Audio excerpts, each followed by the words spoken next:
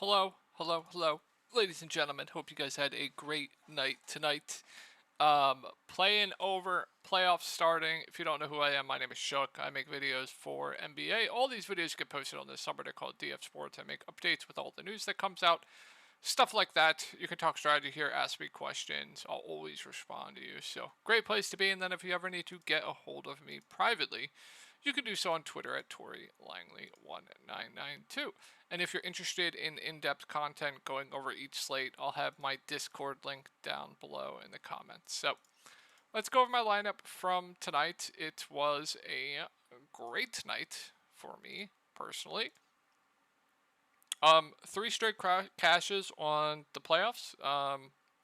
It's been phenomenal. We had great days in Discord too. A couple people banked. It was just a phenomenal day. Hope you guys had a great night as well. The core that I have for today was Cat. He nuked. Jalen Williams, he did great. Jimmy Butler, he did fine. And then Patrick Beverley, he was a massive bust, unfortunately. So 3 out of 4 on the core for me. And then I rounded out my lineup with Max Strus, Jalen Williams, Anthony Edwards, and NAW. So let's take a look at this first playoff slate. And the first thing that I noticed looking at this slate, pricing is way up on the value. Not a lot of value, ton of spend ups to pick from. Some overpriced mid range. It's going to be a very tough slate to figure out. So let's go over the slate. I'm going to make this a quick video. I need to get to bed. This slate starts very early. I have XFL stuff for tomorrow as well. It's got to get to bed. So this is going to be a quick one. Brooklyn at Philly, still not the best matchup here. Doesn't matter. You're still going to see huge minutes for these guys. So the rotation's going to probably look like Bridges, Dinwiddie, Claxton, Cam Johnson, Dorian Finney-Smith, Royce O'Neal.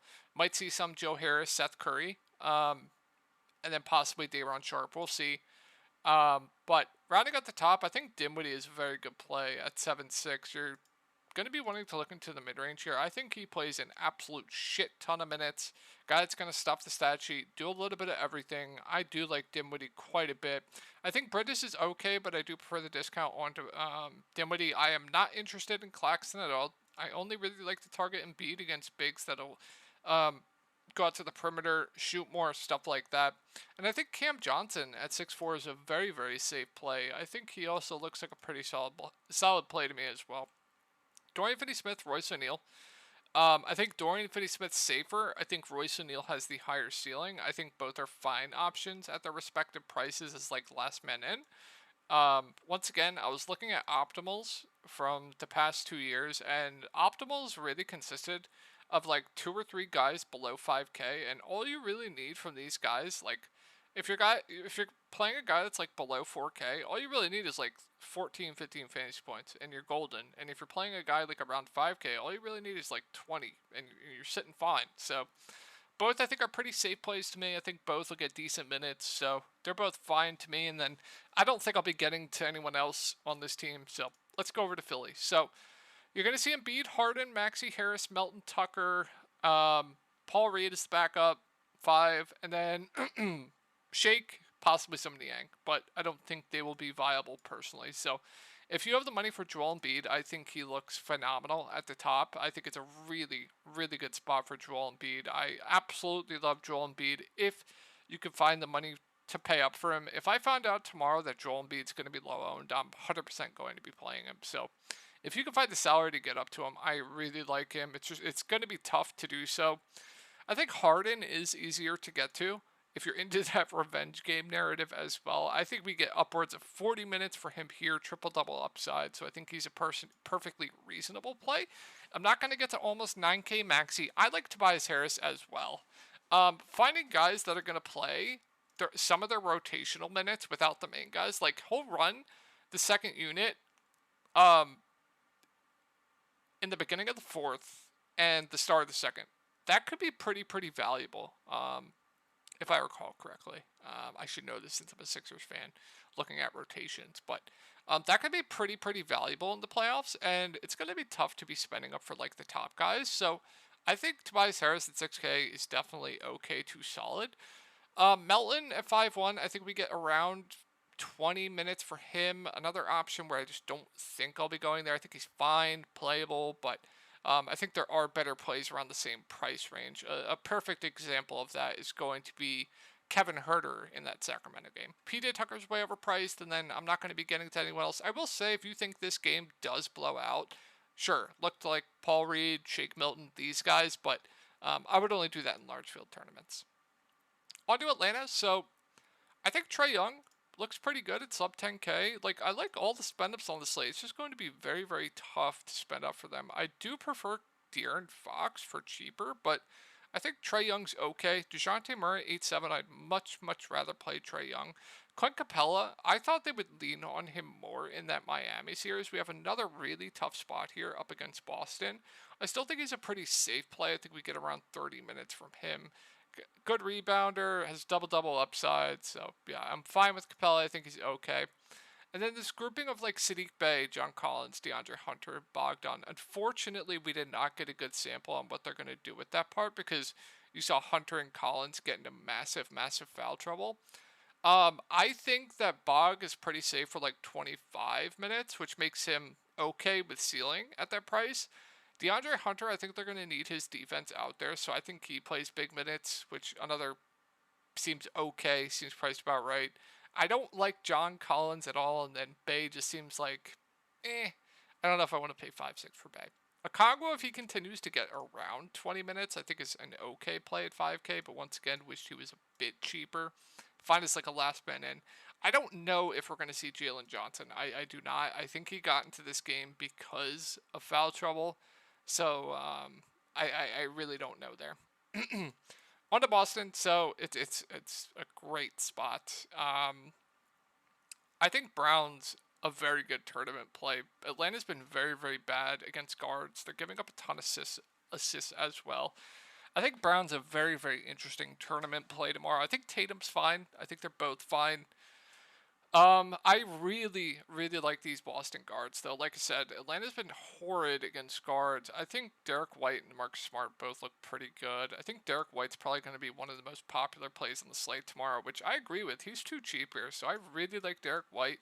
I think Marcus Smart's a solid play.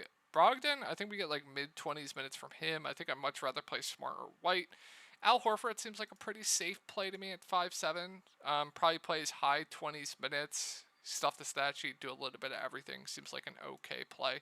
And then I think Robert Williams is a solid play at 5-2. I think we get low 20s minutes from him. Good defender. Does have double upside. So I do like Rob. And then I don't think it's necessary to go to anyone else. You'll see Grant Williams in the rotation, but I think it's like fine. I think it won't be necessary to go there. Minutes during the regular season, his minutes were like so up and down. So I really don't know what to expect with his minutes there. So let's go on to the Knicks. So there's just not much. This game just looks disgusting in general. I think Brunson's okay at 9-1.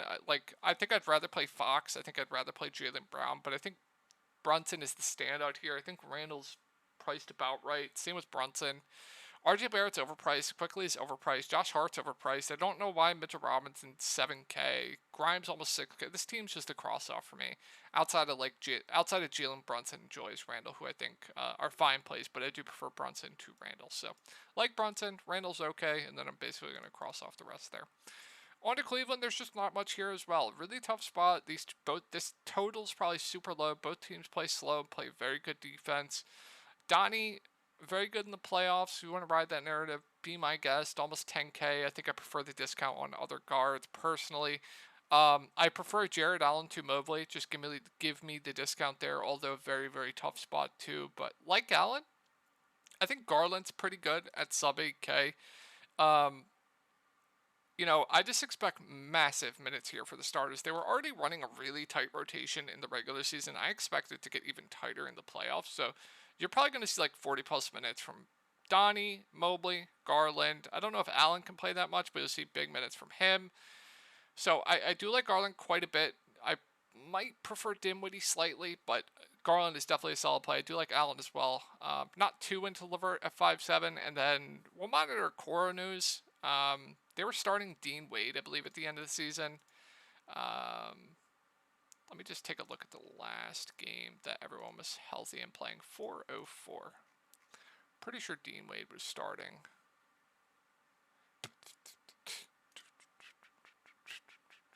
He was, but who is out? You have Donnie, you have Jarrett, you have Mobley. So it's just a Coro. So, I mean, yeah, if he continues to start, he's playable, but I don't think we'll need to go there. I can't pay 5K for Dean Wade. If a Coro plays and he's in the starting lineup and not on a limit, yeah, sure. Min price a Coro, fine. All right, Warriors. So, we're going to have to monitor starting lineup. I saw a quote that Andrew Wiggins possibly could be coming off the bench, which I would assume he is. So, I don't know what they're going to do starting lineup. Probably Dante and Looney. So, Steph, Clay, Draymond, Dante, Looney. Probably going to see Gary Payton off the bench. I think Kuminga probably gets cut down a bit, and they'll lean on Gary Payton more.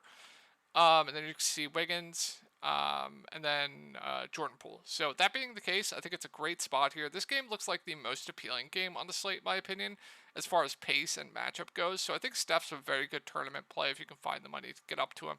I really like Klay Thompson at sub 8K. I think it's just a phenomenal spot here.